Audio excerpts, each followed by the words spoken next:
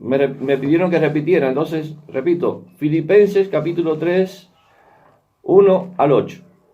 Por lo demás, hermanos, gozaos en el Señor. A mí no me es molesto el escribiros las mismas cosas y para vosotros es seguro. Guardaos de los perros, guardaos de los malos obreros, guardaos de los mutiladores del cuerpo, porque nosotros somos la circuncisión, los que en espíritu servimos a Dios y nos gloriamos en Cristo Jesús, no teniendo confianza en la carne. Aunque yo tengo también de qué confiar en la carne, si alguno piensa que tiene de qué confiar en la carne, yo más. Circuncidado al 8º día del linaje de Israel, de la tribu de Benjamín, hebreo de hebreos, en cuanto a la ley fariseo, en cuanto a celo perseguidor de la iglesia, en cuanto a la justicia que es en la ley irreprensible. Pero cuántas cosas eran para mí ganancia, las he estimado como pérdida por amor de Cristo. Y ciertamente aún estimo todas las cosas como pérdida por la excelencia del conocimiento de Cristo Jesús, mi Señor, por amor del cual lo he perdido todo y lo tengo por basura para ganar a Cristo. Señor, bendice tu palabra, que podamos ser edificados todos a través de ella. En el nombre de Jesús. Amén. Amén. Bien. Ok. Título del mensaje: ¿te amo de verdad? Señor, ¿te amo de verdad? O yo, Señor, ¿te amo de verdad? ¿Cuál elegiría usted? Son 3 títulos. ¿Te amo de verdad? Señor, ¿te amo de verdad? O yo, Señor, ¿te amo de verdad? Yo me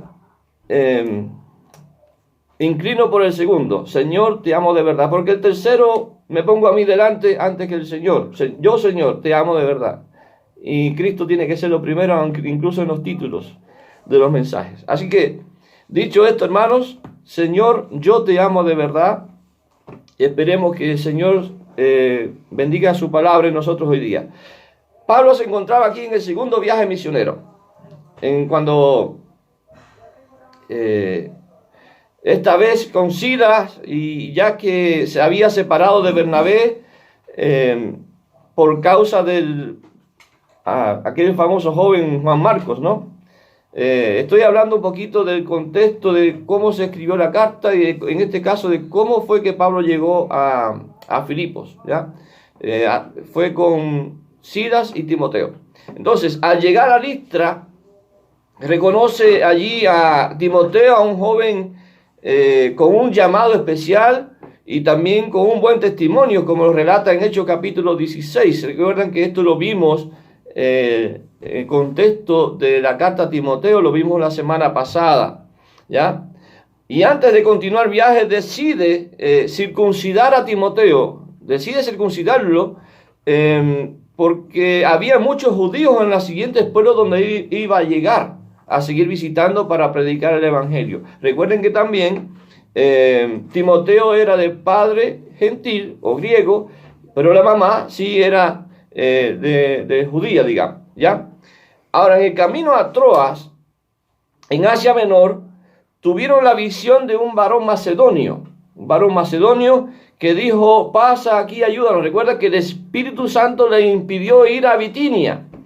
Bitinia está en el norte, al norte, la parte norte de Asia Menor, y dice que el Espíritu se lo impidió. Entonces lo que hicieron fue descendieron hacia Troas, y allí en ese camino se le apareció el varón macedonio que dijo: pasa a Macedonia y ayúdanos. Fue entonces que desde Troas zarparon hacia Macedonia y luego de pasar por 2 ciudades llegaron a Filipo. Primera ciudad de la provincia de Macedonia, según el rumbo que ellos llegaban, ¿no? O sea, llegaron a Europa, dejaron Asia y llegaron a Europa. Allí entró el evangelio a Europa por Filipos. Allí entonces conocen a una señora, una mujer, dice que se llamaba Lidia, que era vendedora de púrpura, y es allí donde se forma la iglesia de Filipos, en su casa. Recuerden que estando allí en Filipos, ellos estuvieron presos en Filipos, encarcelados en Filipos, y luego que sale de la cárcel, como narra Hechos capítulo 16, verso 40, dice que llegan otra vez, saliendo de la cárcel, llegan otra vez a casa de Lidia. Nuevamente allí había más hermanos, ya habían más hermanos. Ahora, Pablo en el tercer viaje misionero, también pasa por esta iglesia. Eso fue en el segundo viaje misionero que él hizo. En el tercer viaje misionero también llega a esta iglesia llamada de Filipenses, a los Filipenses, la carta, y ya es una iglesia muy establecida, distinta a la iglesia que era originalmente, que eran algunos pocos hermanos, y quizás en ese momento, en el primer viaje, todavía no habían ancianos, no habían obispos, o no habían diáconos organizada como iglesia, ¿ya? Pero en Filipenses, por ejemplo, en la carta a Filipenses, capítulo 1, versículo 1, ya cuando Pablo está escribiendo esta carta, mucho tiempo después, él menciona: Pablo y Timoteo, siervos de Jesucristo, a todos los santos en Cristo Jesús que están en Filipos, con los obispos y diáconos. O sea, ya era una iglesia muy establecida, que tenía obispos, que tenía diáconos que servían al Señor, y que qué bueno que esto era así. Así es una iglesia organizada, bien organizada. Entonces, después de un tiempo, Pablo es encarcelado, porque Pablo siguió su viaje misionero, su segundo, su tercer viaje misionero, y después también es encarcelado en Roma. Ahora, quiero hacer una aclaración. No se sabe desde qué prisión Pablo escribió esta carta.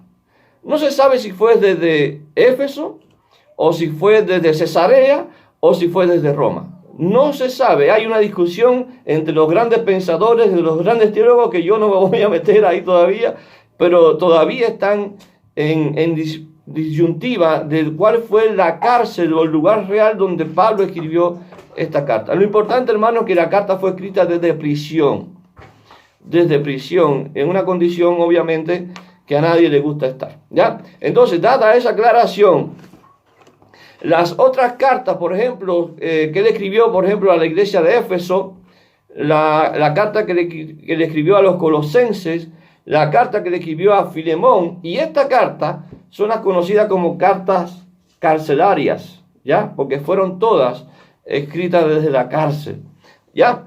Entonces, Pablo no esconde, cuando le escribe a estos hermanos de Filipo, Pablo no esconde su gran amor por esta iglesia. Déjeme decirle que era una de las principales iglesias, de las más amadas, quizá por ser la primera iglesia que conoció en Europa, que formó en Europa. Imagínense, era algo que le atraía mucho a esta iglesia.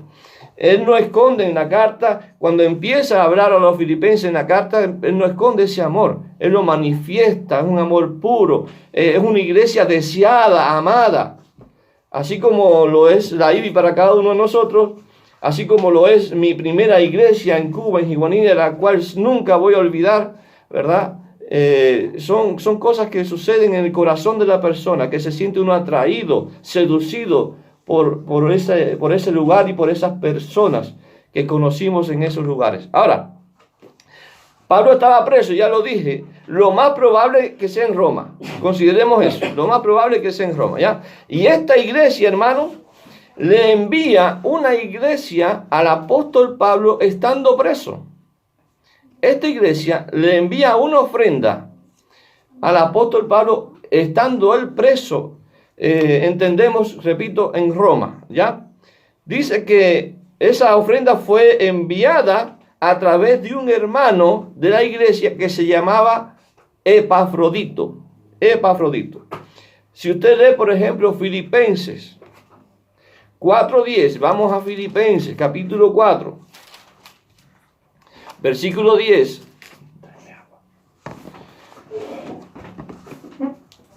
Filipenses 4:10 dice: en gran manera me gocé en el Señor de que ya al fin habéis revivido vuestro cuidado de mí. Le escribe Pablo a los filipenses. De lo cual también estabais solícitos, deseabas hacerlo, estaba eso en tu agenda para hacer, pero faltaba la oportunidad. Os faltaba oportunidad. Versículo 15. Y sabéis también vosotros, oh filipenses, que al principio de la predicación del Evangelio, cuando partí de Macedonia, ninguna iglesia participó conmigo en razón de dar y recibir. Dice, ninguna iglesia se preocupó por mí de la manera que tú lo hiciste, filipenses. Ninguna iglesia participó en razón de dar y recibir, sino vosotros solos. Versículo 16.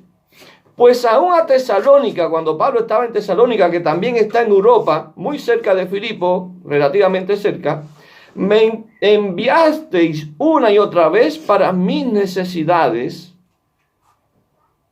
La preocupación de esta iglesia, hermanos, no solamente le mandó cuando estaba en Roma, también le mandó mientras él desarrollaba su viaje misionero, mientras él se preocupaba por predicar el Evangelio, había una iglesia que estaba ahí, pendiente de Pablo. Dice, pero todo lo he recibido, verso 18, todo lo he recibido y tengo abundancia. Estoy lleno, habiendo recibido de Epafrodito lo que enviasteis, dice, olor fragante, sacrificio acepto, agradable a Dios. Qué bonito testimonio, qué bonito compartir de Pablo hacia esta iglesia su agradecimiento por lo que él estaba haciendo. Entonces, ¿qué fue lo que hizo Epafrodito? Llevó la ofrenda hacia donde estaba preso Pablo. Incluso Epafrodito, estando allí, casi se muere. Él le da una enfermedad, dice que su vida estuvo en peligro. Como dice capítulo 2, verso 27. Pues en verdad estuvo enfermo, a punto de morir, pero Dios tuvo misericordia de él, dice. Y no solamente de él, sino también de mí, para que yo no tuviese tristeza sobre tristeza. Imagínese usted un siervo de Dios llevando una ofrenda para el apóstol Pablo y morirse en esa situación. Hermanos, son cosas de la obra de Dios. Son cosas a las que están expuestos aquellos que sirven al Señor. Así que, después de un tiempo, hermanos, sucede esto. Y Pablo, obviamente, a través de Epafrodito, envía la carta otra vez de vuelta a los filipenses. Si ustedes siguen leyendo la carta, se va a dar cuenta que él es enviado, una vez que se sana de esa enfermedad, que sale de ese problema, es enviado de vuelta a Filipo. Entonces, ese es el contexto, hermano, de esta carta. Es el contexto, le he llevado el contexto de esta carta, de por qué se escribió, cómo llegó a escribir Pablo y a amar tanto Pablo a esta iglesia, ¿ya? Pero cuando usted lee el contenido, hermanos, cuando usted lee el contenido de la carta, yo me la leí 3 veces. 3 veces me leí en apenas un ratito. 3 veces me leí la carta porque es cortita. Usted léala bien cuando vaya a escudriñar algo. Léalo bien, varias veces. Eso le ayuda a entender aún más, ¿ya? Y va encontrando cosas que quizás en la primera lectura no tuvo, ¿ya?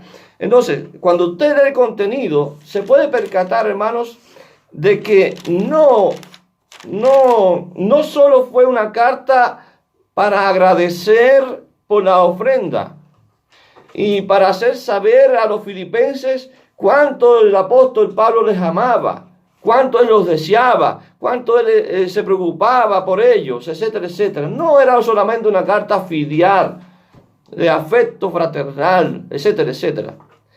Esta es una carta de ánimo, de agradecimiento, pero también de exhortación. También de exhortación. Y miren a dónde voy.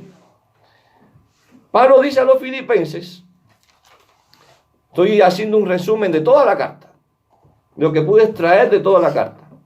Pablo dice a los filipenses lo siguiente: el que comenzó en vosotros la buena obra, la va a perfeccionar hasta el día de Jesucristo.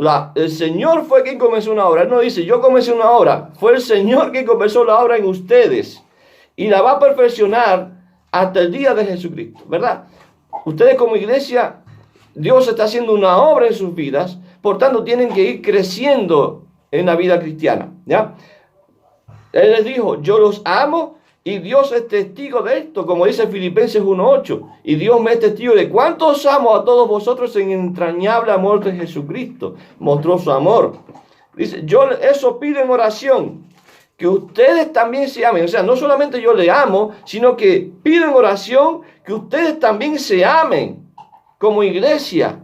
Que se preocupen unos por otros. Que se amen, dice, en abundancia y crezcan en conocimiento de la palabra, en conocimiento de la verdad. Entonces, también dice que Cristo es lo primero en su vida. Cristo es lo primero en la vida de Pablo. Es lo más importante, es lo primario, es lo que requiere mayor diligencia atender su relación con Cristo, porque es lo principal, es lo que más ama, es lo que más desea y lo que más anhela. El apóstol Pablo dice, Cristo es lo primero en su vida y que por causa de las pruebas, dice, él predica más. Y las pruebas no son un obstáculo para predicar el evangelio, estaba diciendo Pablo. Porque mientras más paso por prueba, por amor de Cristo lo hago, y aún paso por prueba, y eso me motiva para hablar más del evangelio, o para aprovechar las circunstancias, para aprovechar las pruebas, y poder compartir la palabra, compartir el evangelio con lo que Cristo hizo, no solamente por él, por Pablo, sino también por todos, por los que él murió. Hermanos, entonces, dicho esto, la prueba es una oportunidad para predicar el evangelio. No es una oportunidad para quedarnos muertos, es una oportunidad para ver la voluntad de Dios para nuestra vida, aún en medio de las pruebas. ¿Qué cosa es? Compartir la palabra, el evangelio. Pablo, hermanos, no se quejaba porque estaba convencido de que si en medio de la predicación moría, si predicando el evangelio, por hacer la obra de Cristo, él moría, entonces para él el morir era ¿qué cosa? Ganancia. Ganancia. No era otra cosa que ganancia, hermanos queridos. Esto me motivó a recordar a nuestra hermana Irma, todas las palabras que le dije, que le mencioné, que ella dijo. El morir, para mí el vivir es Cristo y el morir es ganancia. Entonces, en Filipenses 1:21 lo dice así de esa manera, el vivir es Cristo, pero el morir es ganancia. Y el versículo 29 también del capítulo 1, miren lo que dice. Porque a vosotros, Filipenses, a vosotros os es concedido a causa de Cristo, no solo que crezcáis en él, sino que también padezcáis por él. Wow. No solamente es crecer, no solamente es amarnos, sino también que vamos a padecer por la causa de Cristo. Es algo que el apóstol Pablo le dijo a los filipenses, y justamente es lo que estaba sucediendo en esa iglesia en este momento. Estaban padeciendo. ¿Ya? Entonces, seguimos haciendo un resumen. Dice que Pablo exalta a Cristo. Habla de su humillación aún siendo Dios. ¿Verdad? En el capítulo 2. Habla de su humillación, que siendo aún Dios, él se humilló hasta lo sumo. ¿Verdad? Dice, pero ustedes filipenses, humíllense de la misma manera que Cristo lo hizo. Humíllense de la misma manera que Cristo lo hizo. En el versículo 5 del capítulo 2 dice, haya pues en vosotros este sentir. Haya pues en vosotros este sentir que hubo también en Cristo Jesús. Mire la exhortación que le hace Pablo. Sean humildes, hermanos queridos. Sean humildes. Deben ser luz, es otro mensaje que le dio. Deben ser luz en el mundo, siendo irreprensibles. Capítulo 2, versículos 14, 15 y 16. Dice, haced todo, dice, mira, otra vez viene a nuestros oídos esta palabra, murmuración. Haced todo sin murmuración y contienda, sin murmuraciones ni contiendas, para que seáis irreprensibles y sencillos, hijos de Dios sin mancha, en medio de una generación maligna y perversa, en medio de la cual resplandecéis como luminares en el mundo. Miren todo lo que está diciéndole Pablo, y quizás usted ya ha sacado también ese resumen que yo acabo de dar en su propia vida. Ahora bien, como en toda iglesia, hermanos, como en toda iglesia, siempre hay problemas. A ver, cuando usted encuentre una iglesia perfecta, hermanos, avíseme, porque no la hay. No existe una iglesia perfecta. ¿Ya? ¿Qué sucedía entonces en esta iglesia?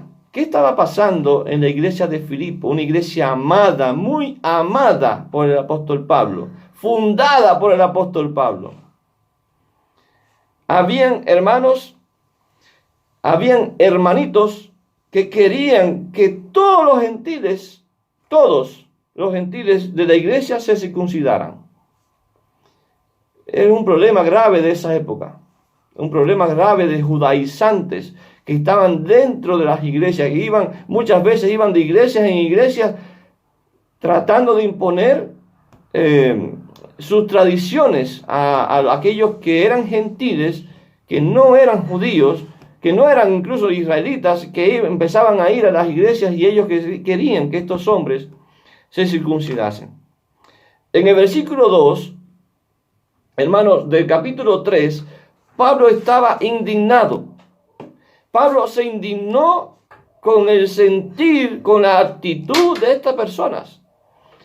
Miren lo que dice. Los llamó perros. Dice, guardaos, versículo 2 del capítulo 3, dice, guardaos de los perros, guardaos de los malos obreros, guardaos de los mutiladores del cuerpo. Wow. Oigan, de la misma manera, hermanos, note lo siguiente. Los judíos eran quienes le llamaban a los gentiles perros. Y Pablo, el apóstol, le está diciendo a los judíos que ellos son perros. Dice, malos obreros, dice, ¿por qué? Porque desviaban a la gente de la verdad. Gente que supuestamente estaba trabajando para el Señor, pero desviaban a la iglesia de la verdad. Y no es correcto. Entonces él lo consideraba malos obreros, gente que trabajaba en la iglesia, pero que estaba desviando a la iglesia de la verdad de Cristo. Tercero, dice, mutiladores del cuerpo. Mutiladores del cuerpo, hermanos, está hablando de mutilar, de cortar, de dividir. Dividían la iglesia. Iban así de iglesia en iglesia, dividiendo iglesias, imponiendo su religiosidad, imponiendo sus tradiciones en la iglesia. Cosa que Pablo no estuvo de acuerdo. A ver, así es como, hermanos, sucede cuando somos religiosos y no cristianos verdaderos. Cuando somos religiosos y no cristianos verdaderos. Queremos imponer, por ejemplo, un estilo de vida que se encuentra muy por debajo de lo que Cristo hizo por su iglesia. Muy por debajo. Es absolutamente nulo comparado con lo que Cristo hizo por su iglesia. ¿Qué decían estos judaizantes religiosos? Que la fe en Cristo, hermanos, no era suficiente. Que la fe en Cristo no era suficiente. Que hacía falta, además de la fe, cumplir con todas las tradiciones judías, principalmente aquellos que los identificaban aún más, que era la circuncisión. Entonces, si tú no te circuncidas, no eres salvo. En otras palabras, ya Pablo, hermanos, había pasado por esto. Ya el apóstol Pablo había tenido experiencia con esto de los judaizantes. De hecho, en el capítulo 15 de los Hechos de los Apóstoles, nos narra que fue necesario incluso realizar, ¿saben qué? Un concilio. Se llamó el Concilio de Jerusalén. Concilio de Jerusalén. ¿Y cuál fue el motivo de eso? Este mismo problema. Si usted va al capítulo 15 de Hechos, versículo 1 solamente, Hechos capítulo 15, versículo 1, miren lo que dicen este pasaje. Entonces, algunos que venían de Judea, dice, enseñaban a los hermanos: si no os circuncidáis conforme al rito de Moisés, no podéis ser salvos. Claro, se basaban en la ley. Se estaban basando en la ley de Moisés. Dice, si tú no te circuncidas, aunque creas en Cristo, no eres salvo. Y esto, hermanos, tan disparatado es que llevó al concilio de Jerusalén, donde Pablo, Bernabé, Pedro también estuvo ahí en ese concilio. Defendieron la fe por sobre las tradiciones. ¿Ya? Entonces, ¿qué estaba pasando entonces? ¿Qué hace Pablo para corregir este grosso error en la iglesia de Filipos? Pablo expone sus argumentos, hermanos. Él expone sus argumentos comenzando por describir, ¿saben qué? Su currículum religioso. Él está diciendo, espérense un momento, si estamos hablando de religiosos aquí, vamos a hablar de religiosos, de religioso a religioso. Y vamos a ver dónde quedan ustedes con este tema de ser religioso más que otros. Veamos, versículo 5. Dice Pablo, circuncidado al 8º día, que así lo decía la ley, ¿verdad? La tradición lo decía así. Cuando un niño nacía tenía que al 8º día ser circuncidado. Circuncidado 8º día, del linaje de Israel. Pablo estaba diciendo, esperen un poquito, yo no necesito, como los gentiles, pertenecer a circuncidarme para poder pertenecer a Israel, porque yo soy nacido del linaje de Israel. Soy de ese linaje, vengo de ahí. Pero además de eso me circuncidaron al 8º día. Dice además, versículo 5, de la tribu de Benjamín. ¿Por qué Pablo enfatiza que era de la tribu de Benjamín? Hermano, porque a esa perteneció, por ejemplo, el primer rey de Israel, y fue la única tribu que no que cumplió o que no se apartó de los pactos con Dios. La única tribu que no se apartó con los pactos con Dios, especialmente el pacto davídico. Hermanos, dice además, hebreos de hebreos, de un linaje que era considerado puro. No todos los israelitas son hebreos, para que usted sepa. De un linaje que se consideraba puro dentro del pueblo de Israel, porque podían pertenecer al pueblo de Israel o a los israelitas, aquellos que eran gentiles, se circuncidaban y cumplían con las tradiciones, pertenecían al pueblo de Israel. Eran hechos. Pero hebreos de hebreos, no cualquiera era hebreo. Él era de padres hebreos, además hablaba arameo, que era una también de las distinciones de estos hombres. Hijo de padres hebreos, de linaje que se consideraba puro dentro de la nación de Israel. Ahora, dice, en cuanto a la ley, dice Pablo, en cuanto a la ley, hermanos, en cuanto a la ley, ¿para qué estaban los de la ley? Los fariseos. Los fariseos eran los que a la luz pública eran los encargados de cumplir y enseñar y hacer cumplir la ley. Y por eso criticaban tanto a Jesús cuando sanaba a alguien en día de reposo.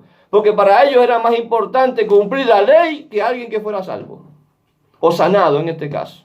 El ejemplo que di. Y obviamente él dice, en cuanto a la ley, fariseo de fariseos. Dice que él se denominaba en este aspecto que él quería cumplir la letra por letra, así como lo hacían los fariseos, letra por letra de la ley. No importa que en el corazón tú sientas, como dijo Jesús en el Sermón del Monte, el sermón que hemos enseñado muchos par de años, desde hace 2 años acá venimos enseñando el Sermón del Monte, y él dijo, cualquiera que mira a una mujer para codiciarla, ya adulteró con ella, ¿en qué? En su corazón, ya adulteró. Entonces, el problema está también en el corazón y no cumplir letra por letra. O sea, el hecho de que usted no adultere físicamente, corporalmente con otra persona, el hecho de en su corazón desearla, ya adulteró. Entonces el problema estaba en el corazón. Y los fariseos querían cumplir solamente la letra. La letra. Como yo no estoy con una mujer que no es la mía, yo no cometo adulterio. Jesús dijo sí. Porque solamente codiciar a alguien más ya adulteraste en tu corazón. Entonces, en cuanto a celo, dice, perseguidor de la iglesia, él quería hacer cumplir las leyes y era uno de los principales acérrimos perseguidores de la iglesia, testigo presencial de la muerte del primer mártir cristiano, que fue Esteban. Ahí estaba Pablo. Él quería, hermanos, ser justo ante Dios. Dice, en cuanto a la justicia, versículo 6, en cuanto a la justicia que es en la ley, irreprensible, decía Pablo. Irreprensible. Entonces, él quería ser justo ante Dios tratando de cumplir la ley. Así lo pensaba él. Cumpliendo la ley soy justo, me considero justo ante Dios. Él se denominaba irreprensible en eso porque era lo que intentaba hacer siempre. Cumplir la ley, cumplirla. Es lo más importante. Si obedezco la ley, seré justo y obtendré, por ejemplo, el favor de Dios. Por cumplir la ley. Por no matar a nadie, voy a obtener el favor de Dios. Por no robar, voy a tener el favor de Dios.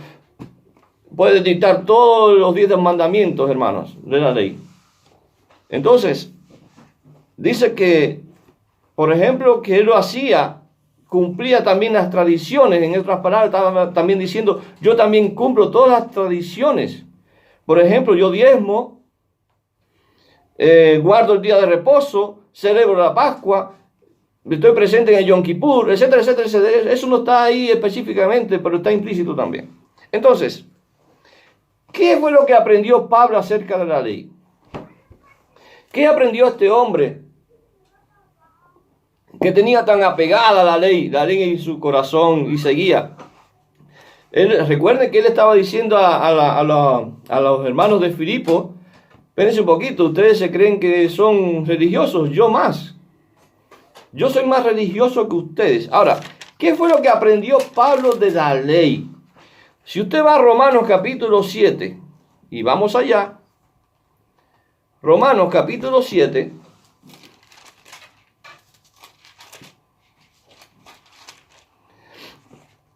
vamos a leer versículos 7 al 10 solamente, ¿ya? ¿Qué diremos pues?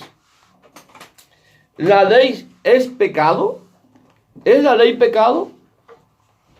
En ninguna manera, la ley no es pecado. Pero yo no conocí el pecado sino por la ley, porque tampoco conociera la codicia si la ley no dijera no codiciarás. Mas el pecado, tomando ocasión por el mandamiento, produjo en mí toda codicia, porque sin la ley el pecado está muerto.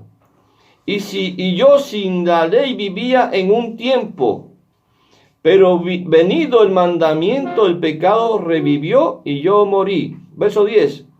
Y hallé que el mismo mandamiento que era para vida, a mí me resultó para muerte. Así que eso tenía él relación a la ley. Hermanos, creo que quiso decir, Pablo consideró que el problema de todo esto no era la ley. El problema no era la ley, porque la ley es imposible de cumplir. Es imposible que usted letra por letra cumpla la ley. El problema, dice, está en mí. Y ese problema se llama pecado. Ese problema se llama pecado. Entonces, Romanos 7:21. Romanos 7:21 dice, así que, queriendo yo hacer el bien, hallo esta ley, de que el mal está en mí. Que el mal está en mí. Dice entonces el versículo 24. Ya se percató, el problema no es la ley, el problema soy yo. El mal está en mí, no en la ley. Dice, miserable de mí, ¿quién me librará de este cuerpo de muerte? ¿Quién me librará de este cuerpo de muerte? Dice, gracias doy a Dios por Jesucristo, Señor nuestro. Así que yo mismo con la mente sirvo a la ley de Dios, mas con la carne a la ley del pecado. Amados, ¿qué es lo que decía Pablo? ¿Quién me librará? Jesucristo, dice Pablo, me liberó. Jesucristo me liberó de la esclavitud de la ley. Porque yo seguía siendo enjuiciado por la ley porque nunca podía cumplir la ley y nunca la iba a cumplir. Y siempre iba a estar bajo condenación. Pero Jesucristo me liberó de la ley. Él nos libertó de esa ley, hermanos, que estaba sobre nosotros. Entonces, conociendo todo lo que Cristo hizo por mí y que en Él se encuentra la salvación, entonces escuchen esto, religiosos, dijo Pablo. Ustedes que se creen tan religiosos y que no lo son más que yo, dice Pablo. Versículo 7 del capítulo 3 de Filipenses. Pero cuántas cosas eran para mí ganancia, las he estimado como pérdida. ¿Por qué? Por amor a Cristo. Por amor a Cristo. Hermanos, en otras palabras está diciendo todas esas cosas que yo estimaba tanto, que me hacía sentirme orgulloso. Todas esas cosas que pertenecían al currículum de ser perseguidor de la iglesia, de ser celoso con la ley, de sentirme un fariseo, de sentirme que era de Israel, hebreos de hebreos. Todo eso, hermanos, hoy día es basura. Y eso dijo Pablo, lo considero, no me sirve. Lo considero basura. No la quiero más. En otras palabras, él estaba diciendo, no la quiero más, no quiero más eso. Lo único que quiero es amar a aquel que me amó, Jesucristo, y que me libró de las cadenas de la ley, que me libró de las cadenas del pecado, a la cual yo estaba atado en el pasado. Eso hizo el Señor por mí, decía Pablo. Cuántas cosas eran para mí ganancia, las he estimado como pérdida por amor de Cristo. O sea, esa ley de ustedes que quieren circuncidar a los que vienen a Cristo, olvídense de eso. Eso no sirve. Eso no sirve. Lo que sirve ahora, ¿qué cosa? Es lo que Cristo hizo por mí. Lo que Cristo hizo por ti, amado hermano. Eso es lo importante. Las cadenas de la esclavitud del pecado fueron rotas por Jesucristo. Él nos liberó para que vivamos libres por su sangre y no encadenados a tradiciones del pasado. Hermanos, ya no tengo que cumplir ninguna ley para ser salvo. Ahora, solo con creer en Jesús soy salvo. Recojo todo lo que es esa frase, ¿no? No estoy mencionando de todos los pasos que hay. Arrepentimiento, confesión, etcétera, etcétera. No estoy mencionando eso. Solamente la fe en Jesús. Todo eso es implícito aquí. Tengo que arrepentirme, obviamente, de mis pecados. Tengo que confesar mis pecados al Señor. Tengo que creer en ese Salvador que murió por mí. ¿Para qué quiero entonces las prácticas religiosas? Puede decir Pablo. ¿Para qué quiero las prácticas y las tradiciones religiosas? ¿Para qué quiero títulos? ¿Para qué quiero pertenecer a un pueblo que vive engañado en su religiosidad? Que vive detrás de un escudo de pertenecer al llamado pueblo de Dios. Y que se creen que por pertenecer a ese pueblo ya son salvos. No, ustedes necesitan al Salvador, a Cristo. Todo eso, hermanos, para mí ahora es basura, dice Pablo. Toda esa religiosidad, tradiciones, títulos, etcétera, etcétera. Todo eso es basura, literalmente estiércol. Eso es lo que significa, estiércol. Lo único que deseo ganar ahora es a Cristo. Versículo 8. Y ciertamente dice, aún estimo todas las cosas como pérdida por la excedencia del conocimiento de Cristo Jesús, mi Señor, por amor del cual lo he perdido todo. Por amor a Cristo, hermanos, lo perdió todo. Todos esos títulos, todas esas cosas que él apreciaba tanto, eran un tesoro para su vida. Lo perdió todo. Por lo cual lo he perdido todo y lo tengo por basura, por el estiércol, para seguir ganando a Cristo. Para seguir a Cristo, por amor a Cristo. Hermanos, Pablo se despojó, haciendo alusión a Filipenses capítulo 2, de lo que Cristo hizo, se despojó a sí mismo, ¿no? Tomando forma de siervo. Y por eso quise cantar esa canción al principio, siendo en forma de Dios. Pablo se despojó de su currículum. Se despojó de su currículum religioso, de toda su religiosidad, para asir, para alcanzar la excelencia de Cristo. ¿Qué es mejor que la excelencia de Cristo? A las tradiciones, etcétera, etcétera. Hermanos, pregunto, ¿qué tienes tú para entregarle a Cristo? ¿Qué tienes tú para entregarle a Cristo? Dime si tienes algo. Dime si tienes algo que merezca la justicia de Dios. Dime, hermano, si tienes algo en ti, en tu vida, en tus cosas espirituales, en tus cosas materiales, si tienes algo que pueda merecer la justicia de Dios. Hermanos, no tenemos absolutamente nada. Absolutamente nada que podamos entregarle a Cristo, al Señor, para hallar justicia delante de Él. Como dice una canción, creo que de Jesús Adrián Romero, que dice muy bonita, una de mis preferidas de él: con manos vacías vengo a ti, Señor. Con manos vacías, porque no tengo nada que darte. No tengo nada que darte. Hermanos, no tenemos nada en nosotros para ganar el favor de Dios. Absolutamente nada. No tengo nada que darle al Señor para yo ser salvo. No tenemos nada. Por eso el versículo 9 dice: y ser hallado en Él. ¿En quién? En Cristo.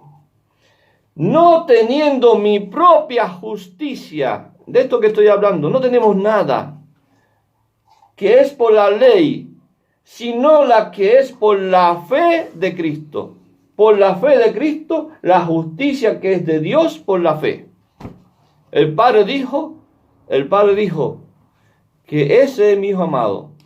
El Padre entregó a su Hijo para que a través de Él nosotros fuéramos salvos. Así lo dice Juan 3:16, porque de tal manera amó Dios al mundo que dio a su Hijo unigénito para que todo aquel que en Él cree no se pierda, mas tenga vida eterna. El Señor Jesucristo también lo dijo: Padre, aquellos que me has dado. Entonces, ahora bien, no existe, hermanos, nada más para ser salvo que la fe en Cristo. Dice la palabra: el justo por la fe vivirá. Pasaje que llevó a ser la reforma protestante. El justo por la fe vivirá. Pero ¿significa eso que ahora que soy salvo puedo vivir y andar y hacer lo que yo quiera?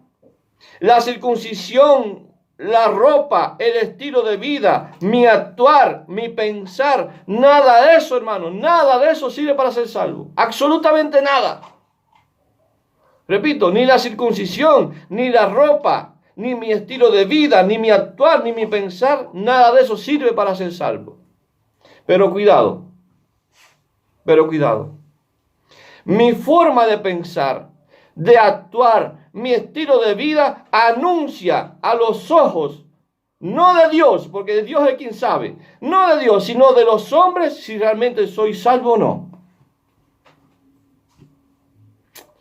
Dejad, dice la palabra, dejad el viejo hombre y revestíos del nuevo. Como dice Efesios capítulo 4. Muy cerca ahí de donde estamos en Filipenses. Efesios 4, 22 al 24 dice, en cuanto a la pasada manera de vivir, despojaos del viejo hombre que está viciado conforme a los deseos engañosos y renovaos en el espíritu de vuestra mente y vestíos del nuevo hombre, creado según Dios en la justicia y en la santidad de la verdad. Y en la santidad de la verdad. Y Efesios 5, 8 dice, porque en otro tiempo erais tinieblas, mas ahora soy luz en el Señor.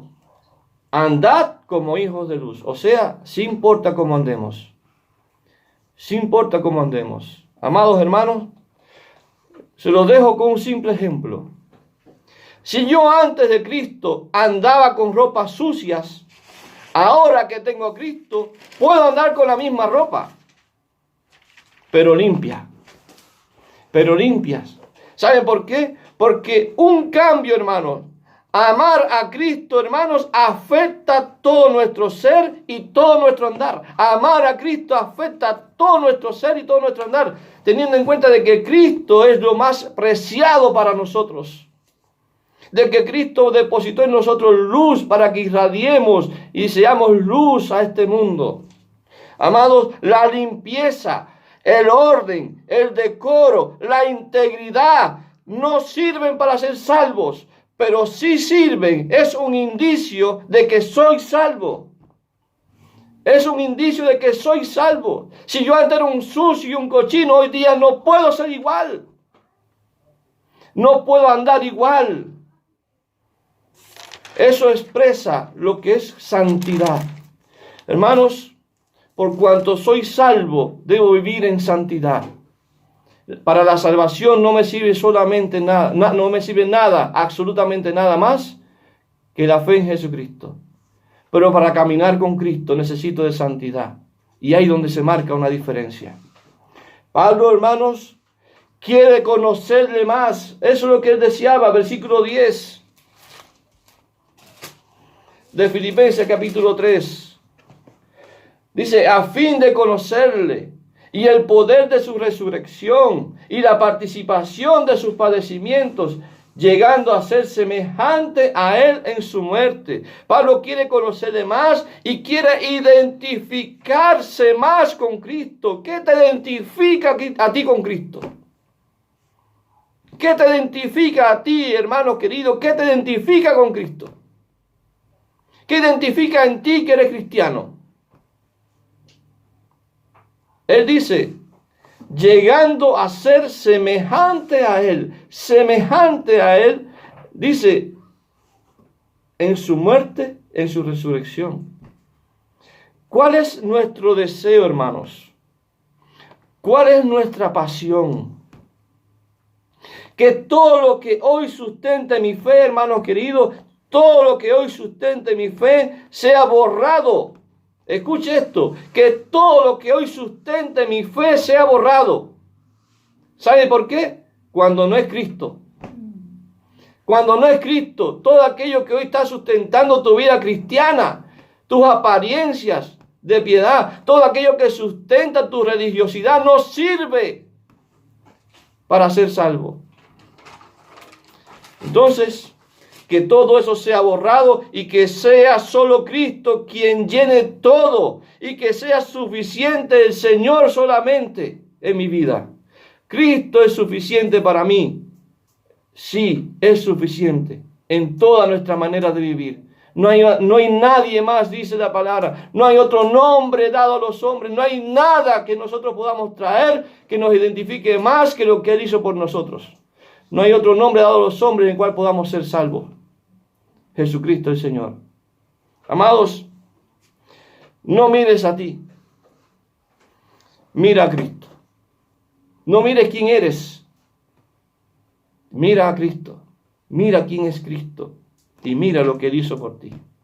En ti no hay nada, absolutamente nada, que te haga sentir mejor que cualquier otro cristiano. En ti no hay absolutamente nada que puedas traer en tus tradiciones, en tus pensamientos, que se requiera para ser salvo y para ser un verdadero hijo de Dios. Cristo murió en nuestro lugar para darnos todo lo que necesitamos. Él lo hizo todo. Él lo cubrió todo en nosotros. Hermanos, no me queda más que decirles, deja todo por amor a Cristo. Deja todo por amor a Cristo. Tus tradiciones, tus gustos, tus anhelos, tus deseos. Ama al Señor y Él te va a guiar y Él te va a decir cómo debes andar. Amén. Señor, ayúdanos a vivir una vida, Señor, que a ti te agrade. Sabemos, Señor, que has hecho todo por nosotros y que nosotros no somos nada para recibir tanto amor y tanto consuelo. Señor, que las cosas que hoy día yo amo y yo tengo en mi camino, Señor, esas cosas aún, Señor, pueden ser de estorbo para mi relación contigo. Ayúdame a quitarme el peso, Señor, que está en mi espalda. Ese peso que me asedia, ese peso que no me deja avanzar en mi vida cristiana.